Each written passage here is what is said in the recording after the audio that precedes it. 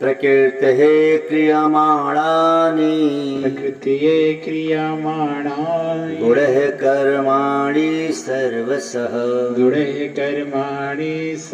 अहंकार विमूढात्मा कर्ताहमति मन्यते।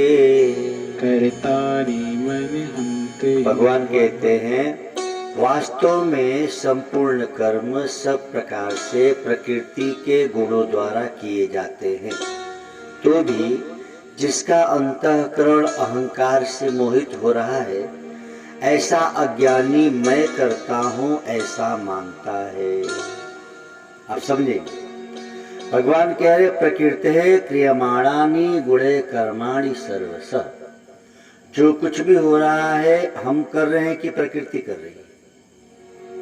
प्रकृति कर रही है ना। जैसे किसान ने खेत में बीज डाला, अब बीज को वृक्ष बनाने का काम प्रकृति का था कि किसान का? प्रकृति ने किया। फिर उसमें फल आए, फल पकाने का काम भी प्रकृति का है। और किसान क्या कह रहे? मेरी फसल। हम कह रहे हैं कि फसल मेरी है, ये आम का पेड़ मेरा है।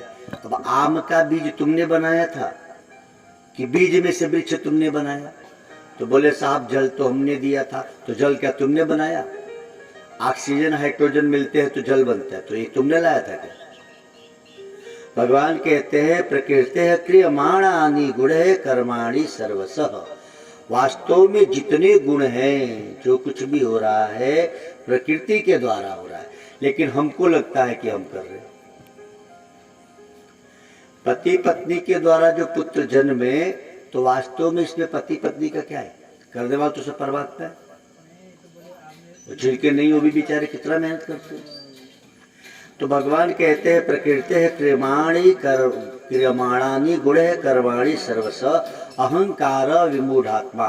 कहीं न कहीं अज्ञान से अहंकार है और हमको लगता है कि हम कर रहे हैं। बड़ा सुंदर सा विषय है ये, समझने लायक है। कर्ताहमति मन्यते, तो हमको लगता है कि हम कर रहे हैं। अच्छा, इतनी सी बात हटा दीजिए तो जीवन सुखमय हो जाएगा। हमको लगता है कि मैंने किया, तो मैंने किया तो ममता बढ़ा। अब वो बिगड़ेगा, जो बना है वो बिगड़ेगा, जो फला है वो गिरेगा, जो जल रहा है वो बुझेगा, जो जन्मा है वो मरेगा। सीधी बात है, जो मिला है वो बिछड़ेगा। तो यदि हमको लगता है कि मैंने किया और वो बिगड़ा तो दुख होगा। लेकिन यदि यह ज्ञान हो जाए कि सब प्रकृति के गुणों द्वारा हो रहा है, तो हमने कुछ नहीं किया। बेटा जन्मा, बेटा बड़ा हुआ, अब बेटे का आज ब्याह है, तो हम क्या कह रहे हैं? हमारे लड़के का ब्याह है। अच्छा, 2 महीने पहले या 6 महीने पहले पूछो तो उसको पता नहीं था कि 11 तारीख को बेटे का ब्याह होगा, मई में 2023 को। ये तो कोई लड़की वाला आया, ब्याह तय हुआ, पंडित जी ने दिन रख दिया। अब दिन रख दिया तो हो गया कि 11 मई 2023 को लड़के का ब्याह है या लड़की का ब्याह है। तो ये 2023 1 साल पहले पता था क्या? नहीं पता था। हो गया तो हमको लग रहा है मेरे बेटे का ब्याह 11 तारीख को है, मेरी बेटी का ब्याह 11 तारीख को है। अब मेरा पना घुस गया अज्ञान के कारण। वास्तव में गुणों में सब बरत रहा है। पीछे से आए ना, ध्यान से समझो बात। जो कुछ भी हो रहा है प्रकृति के द्वारा हो रहा है ना। आप बड़े होते हो, हम लोग कितना बड़ा जन्मे थे, अब कितने बड़े हो गए, तो आप बताओ कितने बजे बढ़े आप? ये प्रकृति के द्वारा बड़े हुए ना। लेकिन अब कोई कहे कि बेटे को खिला पिला के बड़ा मैंने किया, ये तो कहते अरे हम खिला पिला के तुमको इस लायक बनाए लो। और तुम क्या लायक बनाए? जिस पेड़ को पौधे को जल नहीं देते, वो भी तो जंगल में कितने हरे भरे हो जाते हैं, तो उसको वहां कौन जल देता है? यहाँ तो चलो आम का बगिया हमने लगाया भाई, हमने इसको जल दिया, लेकिन जो जंगल में पड़े हैं आम, उसको किसने जल दिया साहब? तो भगवान कह रहे हैं प्रकृति है क्रियमाणानि गुणे सर्वशः। वास्तव में सब प्रकृति के द्वारा हो रहा है और हमको लगता है कि हम कर रहे हैं। यह बेवकूफी, यह अज्ञानता के कारण ही है। भगवान कहते हैं कि ऐसा अज्ञानी मैं करता हूं ऐसा मानता है। आज के बाद मुझे लगता है कि हम सबको ये बात समझ लेनी चाहिए कि वास्तव में सब हो रहा है ईश्वरीय व्यवस्था। और ये बात समझ में आ जाए तो मुझे लगता है कि सारा दुख दूर। मैं जिस बाप का बेटा हूं ना, तो उनके अंदर ये था और शायद इसीलिए मेरे अंदर भी आया होगा। तो हमने उनको देखा था कि वो द्वार पे ही रहते थे रिटायर होने के बाद। सामने से कुत्ता घर में गया तो कुत्ते को नहीं भगाते थे। हम लोग से कहते हैं उधर घर में कुत्ता गया, तो यार द्वार पे ही बैठे थे, भगाए नहीं। तो कहते थे बेवकूफ, हम कुत्ता भगाने वाले हैं, तुम्हारा घर तुम जान लो। घर वास्तव में उनका था, रिटायर होते बनवाए तो वही थे, लेकिन जो अपनी बुद्धि में रख लिया कि मेरा नहीं है, कितना सुखी है जीवन। सुबह टहलने जाते और खेत में यदि कोई जानवर पड़ा है तो आके, खेत में भगाते नहीं थे, आके हम लोग को कहते थे तेरी खेतवा में गाय पड़ी। अरे यार वहीं से आ रहे हो। तो बोले हम क्या करें, मेरा थोड़ी, तुम लोग जानो, हद है। तो मुझे लगता है कि एक गुण उनमें था और ये बात मुझे आज समझ में आ रही किताब पढ़ के। भगवान कह रहे हैं कि जो कुछ हो रहा है होने दो। वास्तव में आप करते नहीं। इतनी बड़ी रात आपने बनाई क्या? धरती से 13 लाख गुना बड़ा सूर्य है, हमने आपने बनाए नहीं। सूर्य हम और आप निकालते हैं क्या? पूरी दुनिया के लोग इससे में उल्टा टंग जाए, पूरे भारत के लोग, क्या अमीर क्या गरीब, सब जंतर मंतर पे चले आए, तो क्या दिन बना देंगे? इस रात को दिन बनाने की हिम्मत है? ये प्रकृति के द्वारा हो रहा है, इसमें आप कुछ नहीं कर सकते। अच्छा सुबह सूर्य निकलने लगे, तीनों फोर्स लग जाए, ऐ बाहर नहीं आना, रोक लेंगे क्या? सब लगा दिया जाए, एयरफोर्स आर्मी ने भी सब लगा दिया जाए कि सूर्य को आज निकलने नहीं देंगे, रोक पाएंगे हम नहीं। तो भगवान कह रहे वास्तव में सब कुछ हो रहा है प्रकृति के द्वारा, लेकिन मूढ़ आत्मा अज्ञानी जन मैं करता हूं ऐसा मान लेते हैं। बेटा जन्मा, बेटी जन्मी, तो जन्म से पहले तो नहीं पता था कि बेटा है कि बेटी, लेकिन जन्म ले तो बोले बेटा मेरा है, बिटिया मेरी है। ये मेरापना कैसे घुस गया? हमारा आपका जन्म एक बूंद से हुआ और एक राख में खत्म हो जाने वाले। क्या ईश्वर की सुंदर व्यवस्था है ना। आप कल्पना करो, एक बीज में कितने वृक्ष छुपे हैं, दुनिया का कोई गणितज्ञ बता नहीं सकता। आम का एक आम खा लो और उसकी गुठली ले लो। अब किसी विद्वान से पूछो कि साहब इस एक गुठली में कितने आम के वृक्ष छुपे हैं, कोई बता सकता है? ये अनंत है, कोई कल्पना। इसीलिए भगवान कहते हैं बीजम्मा सर्वभूतानाम। अब एक आम की गुठली में कितने आम छुपे हैं, ये मात्र प्रकृति को पता है। हो सकता है एक भी ना हो। आप गुठली जमीन में गाड़ो और सड़ जाए, वृक्ष निकले ही ना। लेकिन ये प्रकृति को पता। आप और हम गणित नहीं कर सकते कि एक बीज में कितने वृक्ष छुपे, ये कल्पना के परे है साहब, ये नहीं बताया जा सकता। तो भगवान कहते हैं कि जो कुछ भी हो रहा है होने दो। यह बुद्धि में आ जाए तो प्रसन्न चेतसो हासु, तब व्यक्ति सदा प्रसन्न रहने लगेगा। सुख आया दुख आया, पक्का जान लो जो मिला है वो बिछड़ेगा, जो जन्मा है वो मरेगा, ये प्रकृति की व्यवस्था है। जो जल रहा है वो बुझेगा, जो फल लगा है वो गिरेगा। तो ये बात समझ में आ जाए तो कोई मरे तो हम नहीं रोएंगे, क्योंकि जो जन्मा है वो मरेगा। तो होना ही है ना। जो कुछ हो रहा है प्रकृति के द्वारा हो रहा है। हम और आप भी प्रकृति के द्वारा ही हमारा जीवन है। फिर अपनी टांग क्यों अड़ा लेना, ये करना है, ये बनना है, ऐसे रहना है, कुछ नहीं होना है। हमको पढ़ा लिखा कि मेरे बाप ने क्या नहीं सोचा था बनाने को, बैठा यहाँ वो सोचे थे क्या क्या करे। जो हो रहा है होने दीजिए। बिल्कुल सहज भाव जीवन से होना चाहिए। अच्छा, जितना सहज भाव होंगे उतना आनंद में होंगे। अब सहज भाव होगा कैसे आदमी? तो हृदय यदि इच्छाओं से रहित है तो व्यक्ति खुद भी तरता है, औरों को भी तार देता है। फिर से समझिएगा, आपका हृदय यदि संसार की इच्छाओं से रहित है, कोई इच्छा नहीं है, तो आप खुद भी तरेंगे, औरों को भी तार देंगे। लेकिन हृदय में यदि ज्यादा वजन भरे तो आप भी डूबेंगे, औरों को भी डुबा देंगे। मेरा घर किनारे ही है, अनुभव है। नाव का हृदय, नाव का पेट खाली होता है, नाव इतनी होती है ना, तो नाव का हृदय खाली है तो खुद भी मजे में डोलती है जल में, और जो बैठे हैं तो उनको भी डोलाती है। लेकिन ज्यादा वजन दे दिए तो खुद भी डूबेगी, जो बैठे वो भी डूब मरेंगे। बस अपने को हृदय, अपने हृदय को नाव बना लो। ये इच्छा रहित होगा जितना, उतना संसार के इस लहरों में भी आनंद से डोलेगा। लेकिन जब इसको ज्यादा भर दोगे तो इन लहरों में डूब जाओगे। बिल्कुल आसान है। सुख आया, दुख आया, मान मिला, अपमान मिला, हानि हुई, लाभ हुआ, लेकिन आप इन सबके दृष्टा बनो। आप इनसे चिपकिए मत। सोच लीजिए, जो हो रहा है प्रकृति के द्वारा हो रहा है। जिंदगी में बहुत बार लाभ मिला, बहुत बार हानि हुई, तो प्रकृति की व्यवस्था है।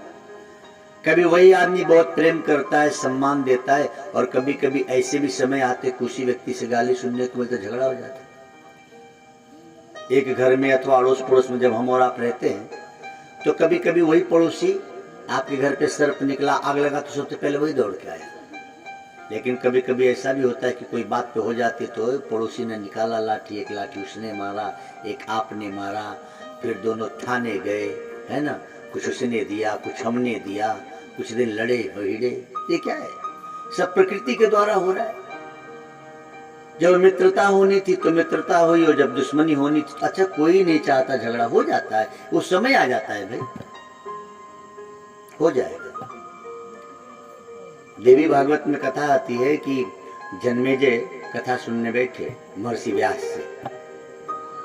तो जन्मेजय ने प्रश्न किया व्यास जी से कि गुरुदेव, इतनी बड़ी महाभारत की युद्ध मेरे पूर्वजों ने कर डाली, और जब भगवान श्री कृष्ण साक्षात उपस्थित थे तो भगवान चाहे होते तो टल गई होती, इतना खून खराबा नहीं हुआ होता।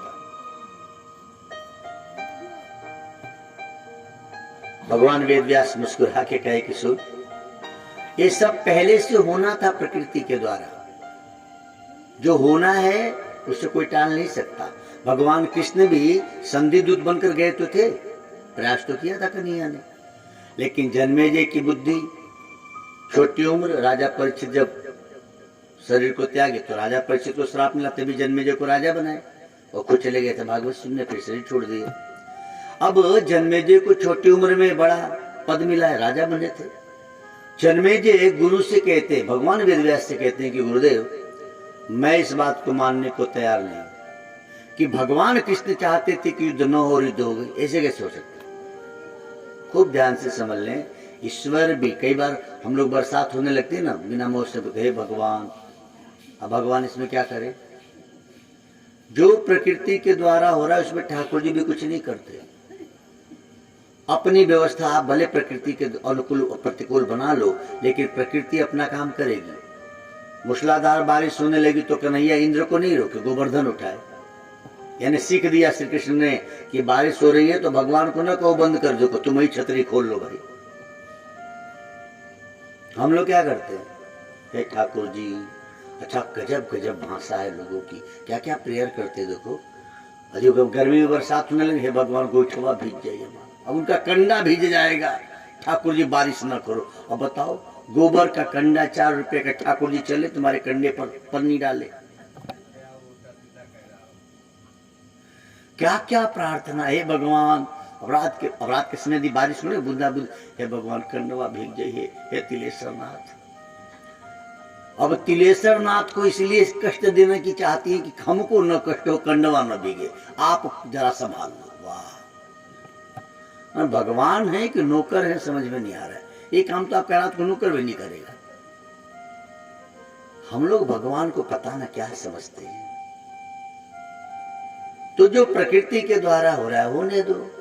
भगवान कृष्ण ने कितनी सुंदर बात की, प्रकृति है क्रियमाणानि गुण है कर्माणि सर्वशः।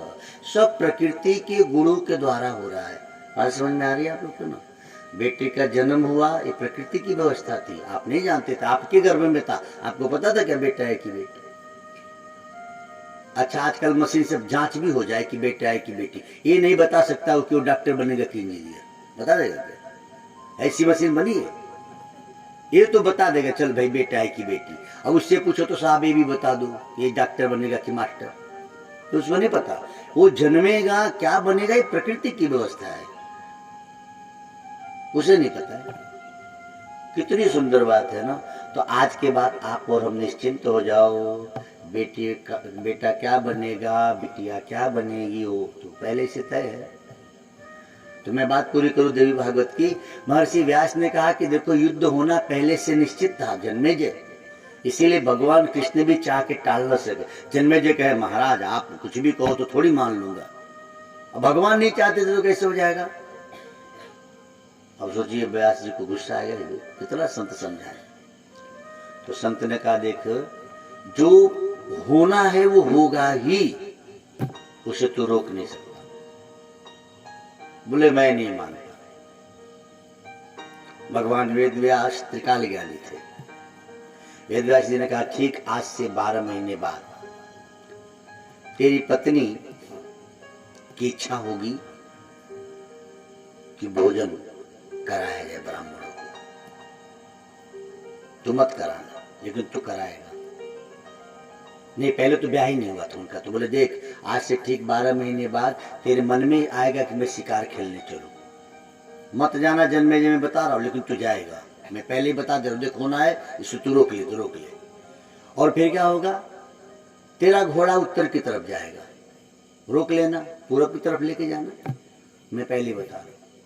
घोड़ा जाकर रुकेगा गंगा के तट पे, वहां एक सुंदर कन्या तुझसे मिलेगी, उससे तू बात करेगा, इतनी सुंदर रूपवती होगी कि उसे तू घर लाएगा, ब्याह करेगा। और उस ब्याह के उपलक्ष्य में जब तू ब्राह्मणों को बुलाएगा भोजन करने के लिए, तो कहेगी कि मैं भोजन स्वयं परोसूंगी। जब वो परोसने चलेगी तो उसके पल्लू उड़ेंगे, ब्राह्मण के बच्चे हंसेंगे और तू उनका वध कर देगा। ये होनी है, तू रोकना है तो रोक लेना। अब सोचो 12 महीने पहले ही बता दिया व्यास जी ने, एकदम जन्मेजय ने ठान लिया आज से ही शिकार खेलना बंद।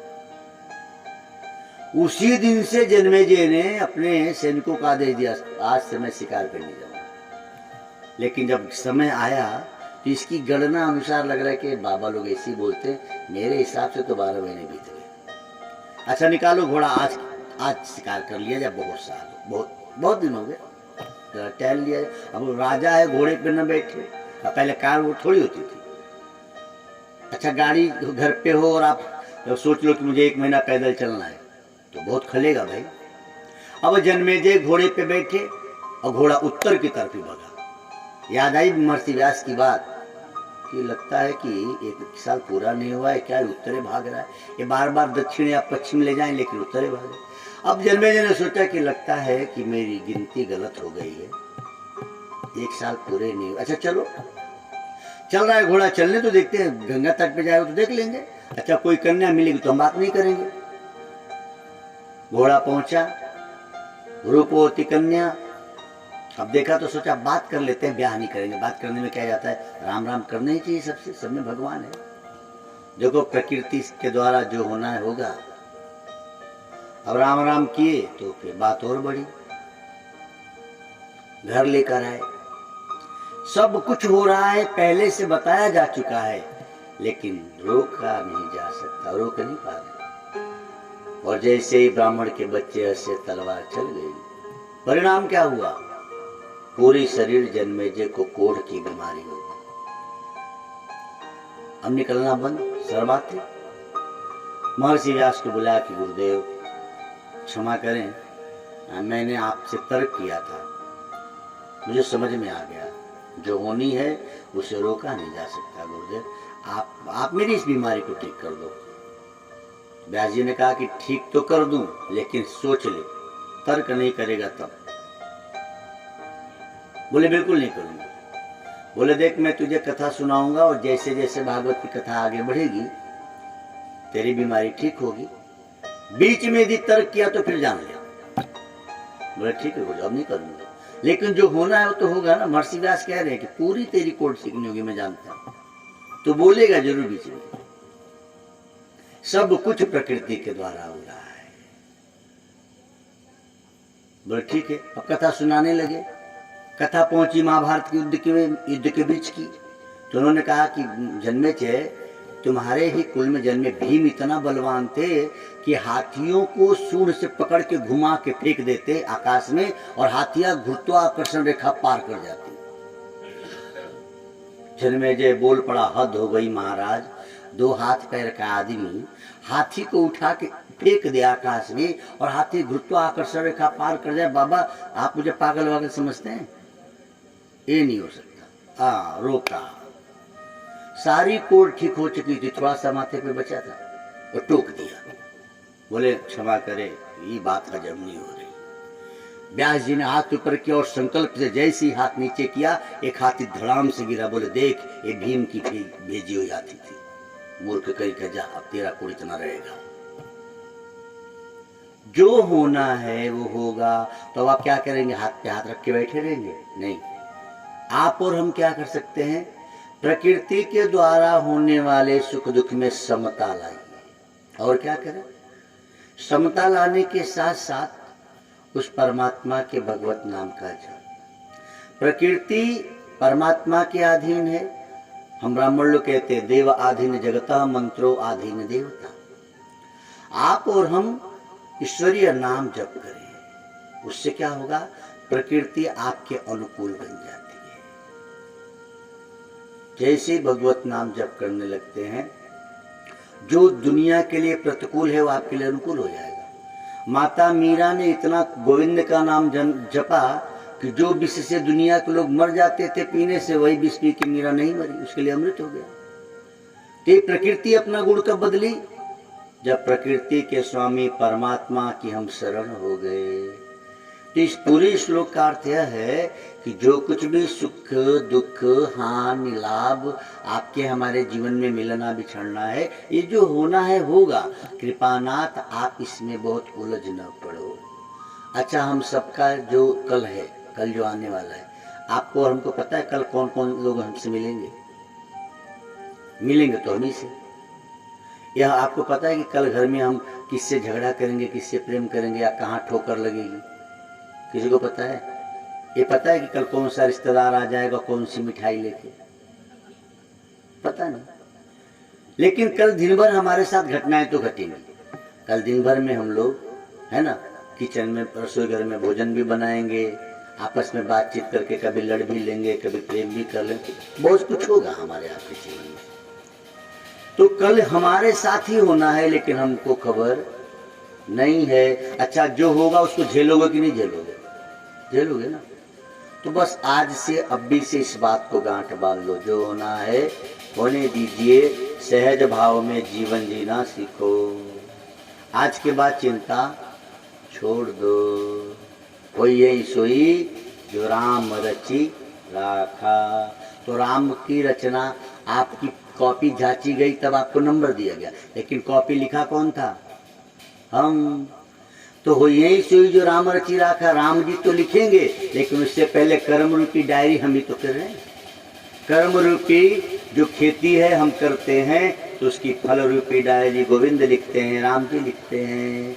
तो पहले हमने क्या किया, जो किया होगा उसके हिसाब से हमारी डायरी बन चुकी है, वो हमारे सामने आएगा। आज हमारे हाथ में, आज हम वही करें जो कल के लिए हम चाहते हैं। ओम नमो भगवते